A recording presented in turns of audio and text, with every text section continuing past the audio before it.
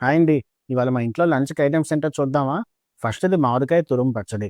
నిన్ననే మా ఛానల్‌లో దీని రెసిపీ వీడియో కూడా పోస్ట్ చేశాను. ఒకవేళ మీరు ఇంకా వీడియో చూడకపోతే తప్పకుండా చూసి రెసిపీని ట్రై చేయండి. ఓ చుక్క నూనె వేసి కలుపుకుంటే చాలా బావుంటుంది.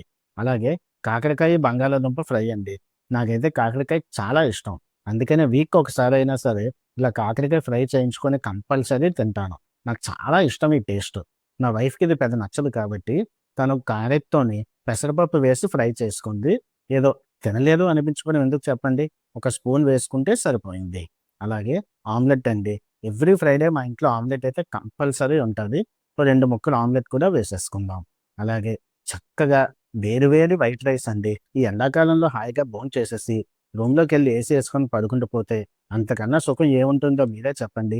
అంతే కదా మరి! అవును మర్చిపోయాను. ఇంకో 2 ఐటెమ్స్ మీకు చూపించాలి. ఒకటి చక్కగా వేడి వేడి రసం, అలాగే చక్కగా తోడబెట్టుకున్న పెరుగండి. ఇది ఇవాల్టి మా లంచ్. మీ ఇంట్లో లంచ్ ఏంటో కామెంట్‌లో చెప్పండి.